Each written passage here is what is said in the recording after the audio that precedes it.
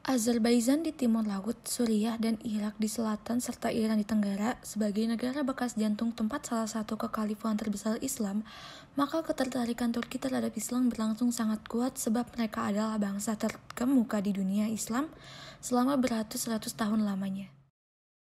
Kemajuan-kemajuan yang telah diraih pada periode klasik diruntuhkan oleh tentara Mongol yang mengakibatkan hancurnya Khilafah Abbasiyah di Baghdad. Hancurnya kekhalifahan ini membuat kekuasaan politik Islam mengalami penurunan yang tajam. Wilayah kekuasaan Islam terpecah dalam beberapa kerajaan-kerajaan kecil yang saling memerangi satu sama lain. Sebelum melalui revolusi, peradaban Islam Turki memiliki masa kejayaannya yang terletak di masa pemerintahan dinasti Utsmani yang dikatakan berhasil membangun imperium skala dunia, sebab mampu mengekspansi wilayah Turki dan membawa implementasi pengaruh agama Islam ke banyak wilayah.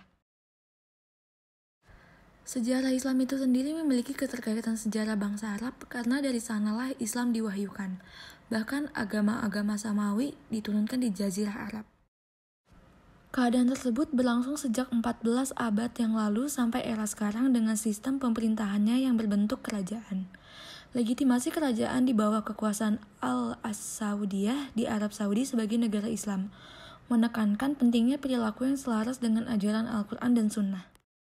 Kekhalifahan Turki mendapat dukungan oleh kekuatan para ulama atau Syekhul Islam yang memegang hukum syariah serta kekuatan tentara. Pada masa-masa tersebut, dasar hukum Turki Utsmani menerapkan syariat Islam yang lebih ekstrim dengan pedoman hukum kanun. Seiring berjalannya waktu, terdapat kemunduran pada dinasti Utsmani. Buruknya citra pemahaman Islam karena kesalahan penerapannya yang menyimpang dari ketentuan undang-undang juga menjadi alasannya. Atas dasar kekecewaan terhadap kepemimpinan khalifah yang sebelumnya, akhirnya muncul tokoh sekularis yang kemudian menghapuskan Kesultanan Turki dan mengubahnya menjadi negara modern sekuler, yakni Mustafa Kemal Atatürk. Kemal diangkat menjadi presiden pada 11 Agustus 1923 dan tepat pada tanggal 3 Maret 1924, institusi yang terbentuk pada dinasti Utsmani resmi dibubarkan dan Turki memasuki era pokok baru yang berdasarkan pada populisme. Semenjak itu dibuat perubahan dasar akan pembentukan peradilan khusus yang sifatnya sekuler yang memberlakukan norma hukum baru di luar syariah. Post-Islamisme Turki kini memiliki perkembangan Islam politik sebagai salah satu praksis bernegara modern Turki beriringan dengan konsep demokrasi sekuler barat. Salah satunya adalah berkat fenomena AKP atau Adalet ve Kalkınma Partisi sebagai partai yang didirikan kalangan Islamis Turki.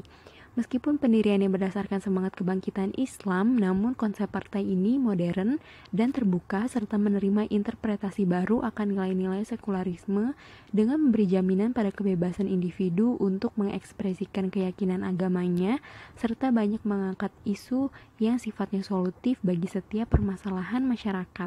Ketika Utsman memimpin kerajaan Turki dan saat setelah dia mengumumkan dirinya sebagai Padishah Utsman atau Raja Besar Keluarga Utsman, pada tahun 1300 Masehi, dia mulai mengembangkan wilayah Islam. Perluasan wilayah atau ekspansi para Sultan Utsmani menjadi model landasannya. Orkan membentuk pasukan tangguh yang dikenal sebagai Inki Syariah. Pasukan tersebut yang menjadi mesin perang yang paling kuat dan memberikan dorongan yang besar sekali bagi penaklukan negeri-negeri non-Muslim. Pada masa Orkan I ini, kerajaan Turki Utsmani dapat menaklukkan daerah-daerah seperti Azmir, Tawasyani, Uskandar, Ankara, dan Gallipoli, yang mana daerah ini adalah bagian dari dunia Eropa yang pertama kali dapat dikuasai oleh kerajaan Utsmani. Seiring perjalanan waktu dan pergantian sultan, ekspansi menjadi semakin lebih besar, di mana kerajaan Turki Utsmani ini berhasil menaklukkan wilayah Balkan, Adrianopel, Makedonia, Sofia, dan seluruh wilayah Yunani. Dan puncak ekspansi terjadi pada masa Sultan Muhammad II atau yang dikenal dengan gelar Al-Fatih. Kemajuan dan perkembangan ekspansi kerajaan Turki Utsmani berlangsung dengan cepat.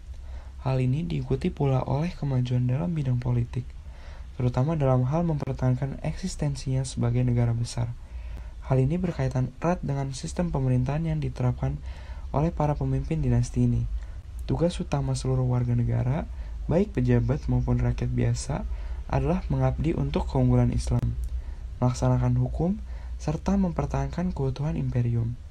Salah satu konsep utama yang diterapkan oleh Utsmani adalah perbedaan antara akseri dan riayah, yakni antara kalangan elit penguasa dan yang dikuasai. Strategi perkembangan lainnya adalah bahwa kerajaan Turki Utsmani telah mampu menciptakan pasukan militernya menjadi sebuah mesin perang yang paling tangguh dan memberikan dorongan yang amat besar dalam penaklukan negeri-negeri non-Muslim. Turki Utsmani selaku lambang eksistensi khilafah Islam pada akhirnya runtuh di tangan Mustafa Kemal Atatürk selaku tokoh sekularis yang kemudian mengubah Turki ke dalam wujud negara modern dan sekuler. Untuk meninjau fenomena ini, tentunya diperlukan alat ukur yang sesuai dalam menjelaskan praktik peristiwa dan korelasinya terhadap diskursus ilmu politik yang bernaung di belakangnya. Pada dasarnya, relasi agama dan kajian politik Islam dengan segala perdebatannya terus mengalami perkembangan. Dari hal tersebut, kemudian lahir paradigma-paradigma terkait hubungan agama dan negara.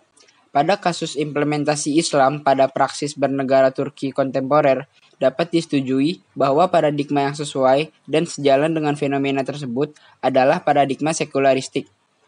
Paradigma sekularistik ini diprakarsai salah satunya oleh cendekiawan Muslim dari Mesir, yakni Ali Abdul Ar-Razik.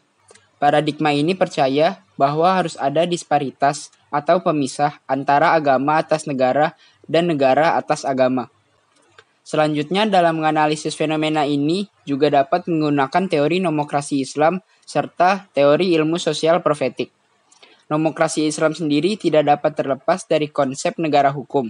Di dalam konsep suatu negara itu tentu terdapat ideologi politik yang diyakini dan dipercayai dalam penyelenggaraan negara yang menjadi justifikasi tertib politik dalam masyarakat, termasuk segala strategi yang digunakan untuk merealisasikannya.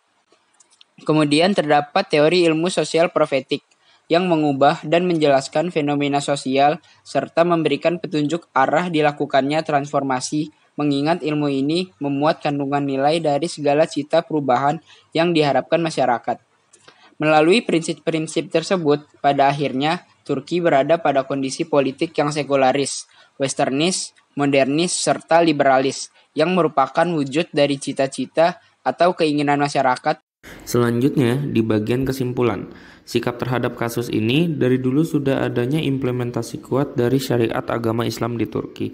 Dengan hal ini, kekuatan Islam dan juga kebudayaan Turki yang kuat membuat banyaknya masyarakat tidak bisa jauhnya juga dari syariat-syariat Islam. Dan dalam perpolitikan Islam, di mana perjalanan politik Islam yang sangat kuat akan membuat turun naiknya perpolitikan Islam di Turki. Sebagai contoh, kekuatan yang ada dari politik Islam di Turki akan bisa membuat kekuatan sendiri. Dari hal ini bisa dilihat bahwa sebagai contoh pada zaman dahulu, pada zaman Ottoman, implementasi dari politik Islam yang juga sangat kuat akan membuat keterkaitan kebudayaan Islam. Dengan hal ini, Turki yang dimana Islam melihat pedoman dari Nabi Muhammad SAW, di mana penduduk Turki saat ini menganut agama Islam dengan persentase terbanyak yakni 99,8%. Yang dimana pemahaman Islam di Turki banyak yang mengikuti paham Sunni dan adanya juga paham-paham lain yang diikuti seperti Syiah yang terdiri dari berbagai sekte seperti Alevi, Jafari, dan Alawi. Selanjutnya di mana kelanjutan bahwa Turki juga sudah mengalami banyaknya perubahan dari dalam negeri yang semua itu diawali sejak abad ke-18. Dengan hal ini, perpolitikan Islam yang dimana kehidupan keislaman yang sudah ada sudah dijalankan oleh negara Turki sejak berabad-abad.